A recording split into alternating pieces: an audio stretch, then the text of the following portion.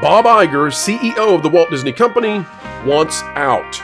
The beleaguered head of the House of Mouse is watching as the stock is unable to reach the heights of his predecessor, Bob Chapek, and he's also having a hard time with Star Wars, with Marvel, and more.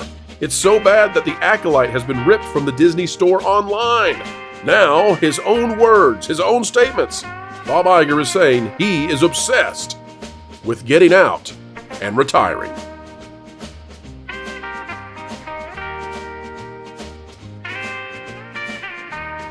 Hello folks, welcome back to the Pro Channel, where we are changing hearts and minds simply by telling the truth.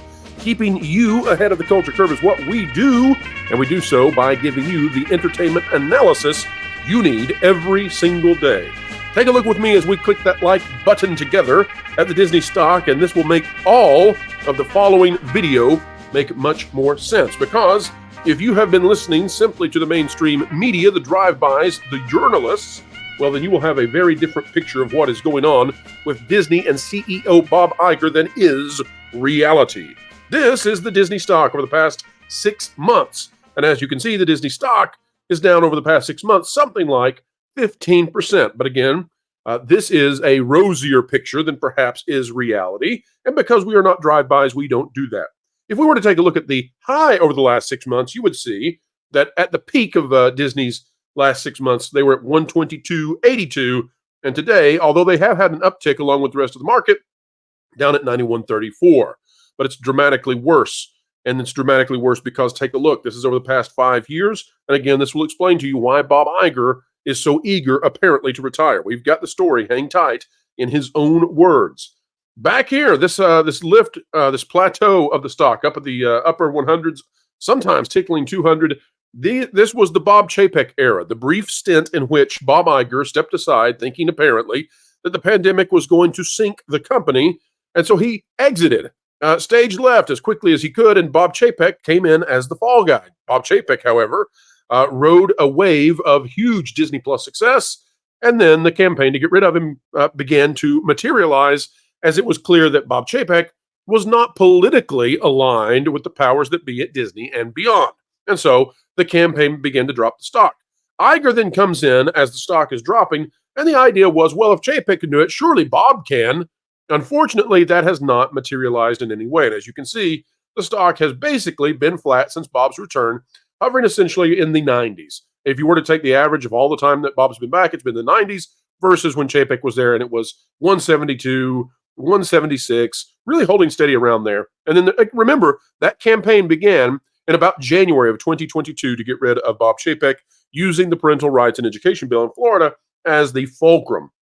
Now, why would Bob Iger want to get away from Disney so bad? Well, first, let me give you the evidence that he does. This is out of the wrap.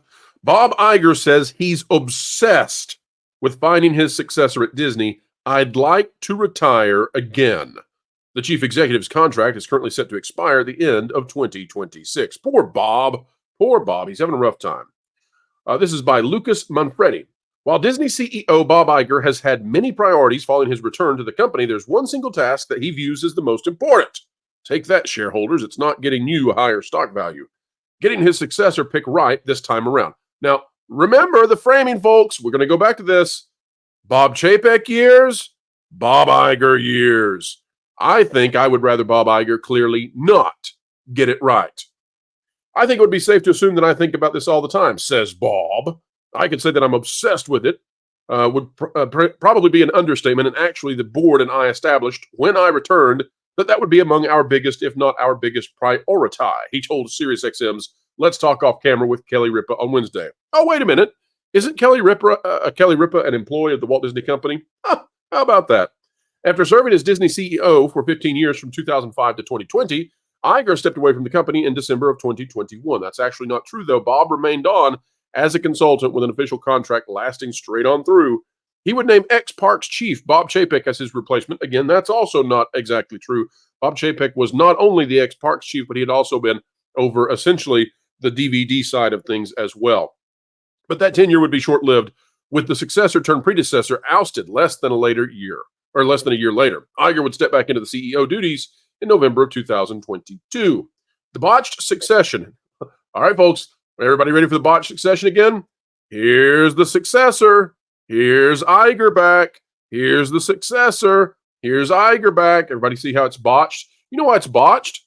It's botched because Bob Chapek was trying to moderate the company. It's botched because Bob Chapek brought in a Bush dynasty, right? George Bush, Jeb Bush, GW, get it?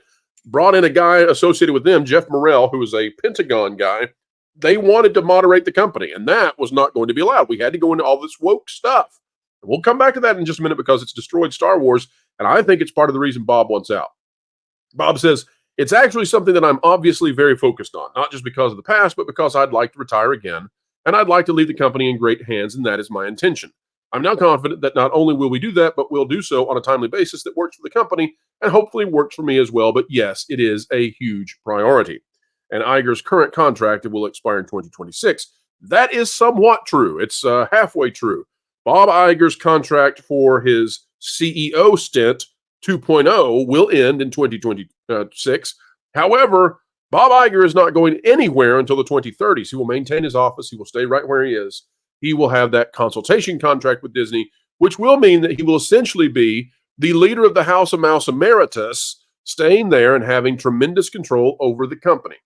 All right, so who do they want, though, to be the next CEO, and what does it say politically? Because remember, Bob Chapek had to go because Bob Chapek was moderating Disney, and that could not be had. Why?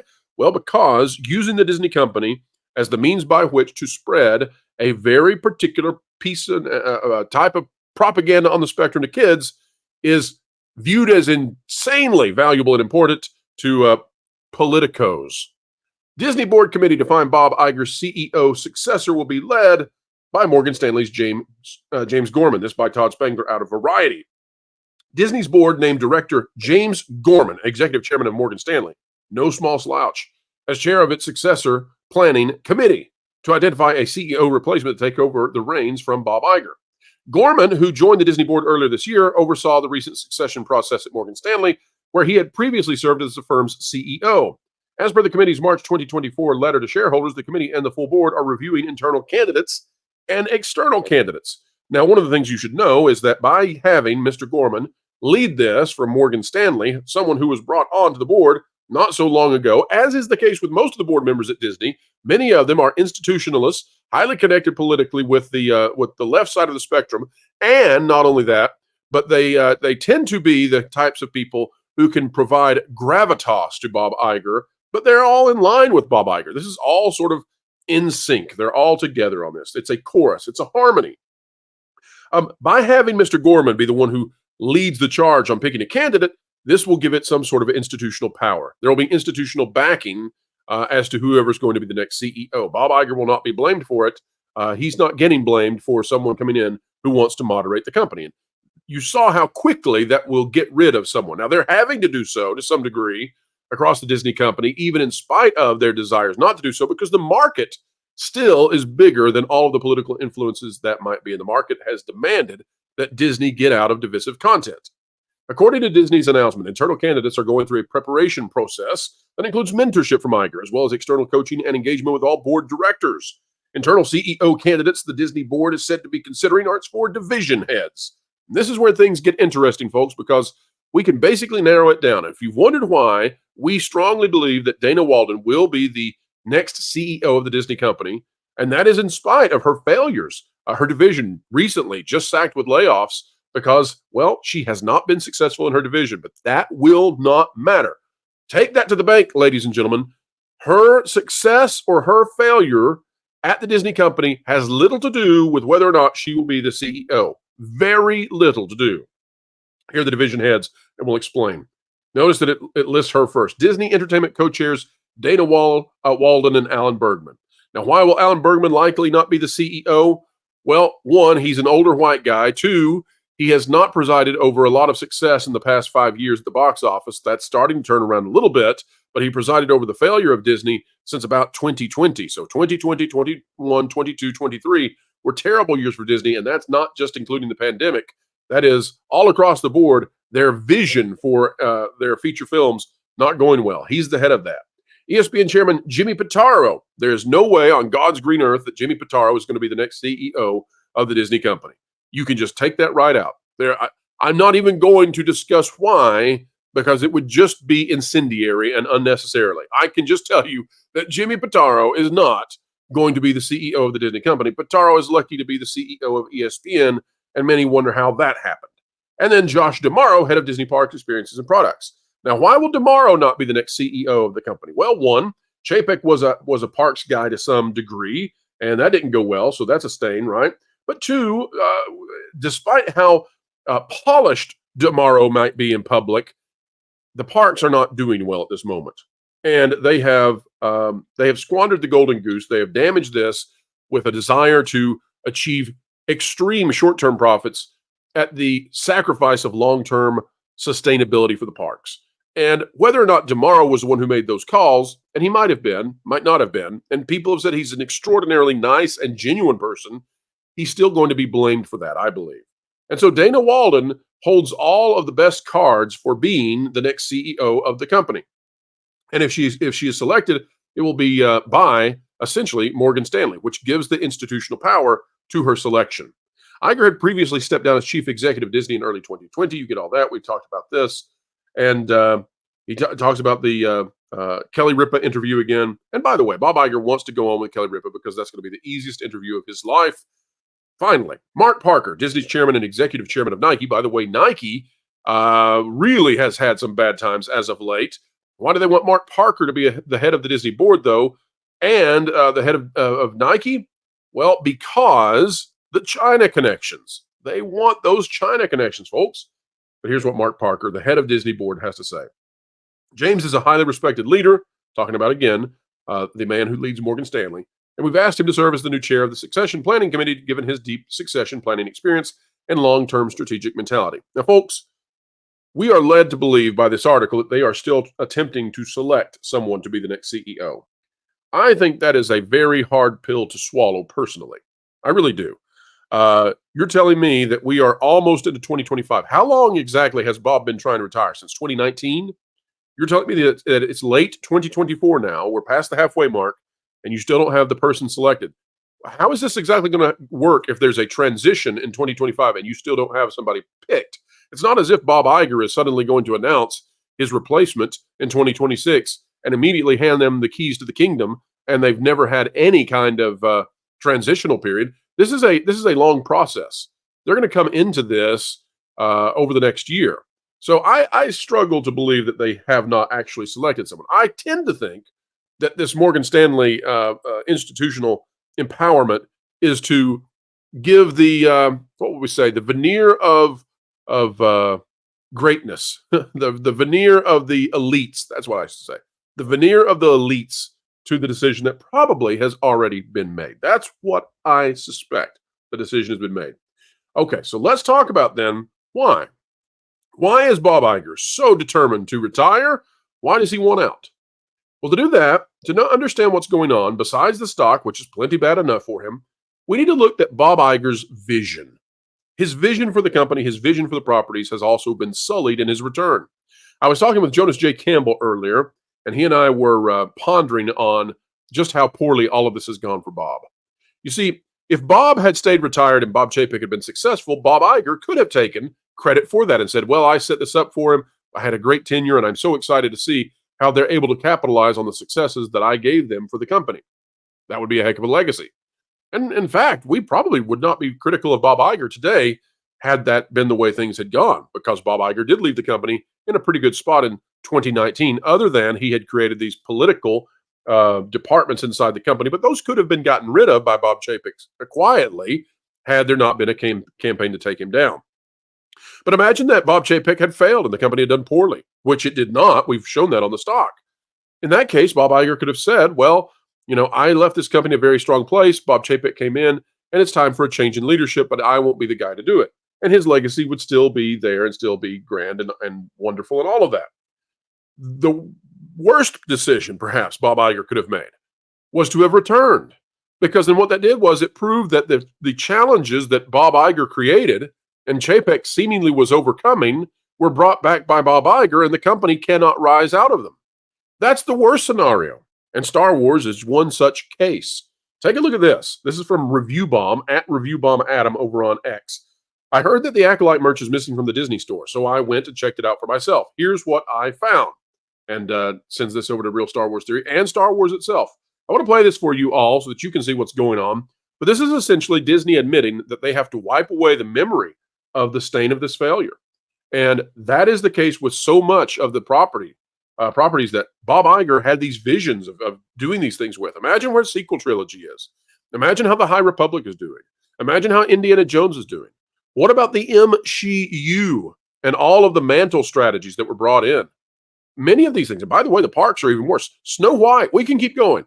But let me show you that the company is beginning to have to modify itself. Even if its top executives are true believers in wokeism and the far left and all of that, they still have to moderate because of the market.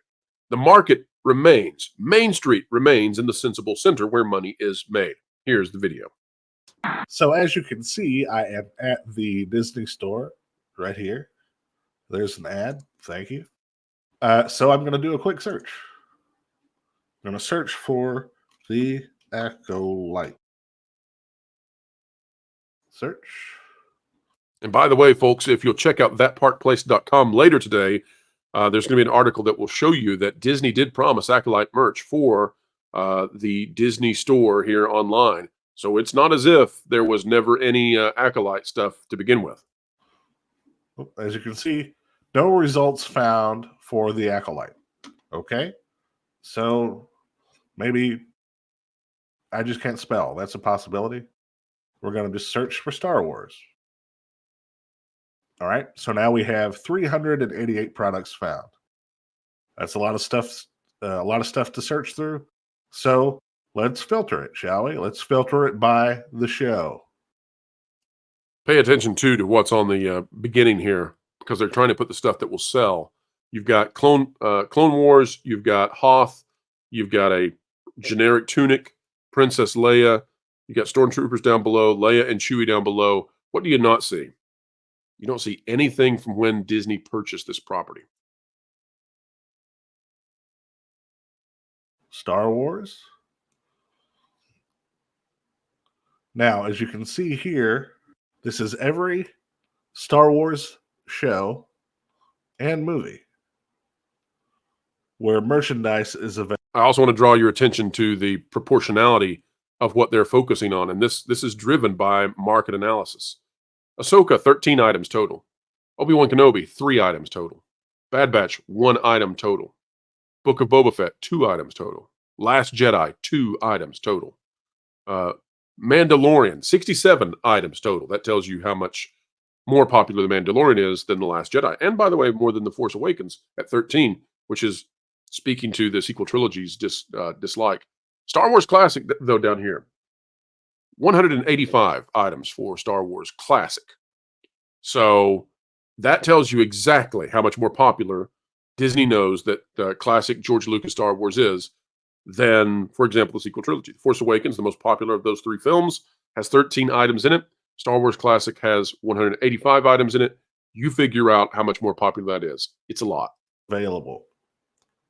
Mandalorian, Rebels, Young Jedi, Rise of Skywalker, Force Awakens, The Bad Batch, Obi-Wan, etc.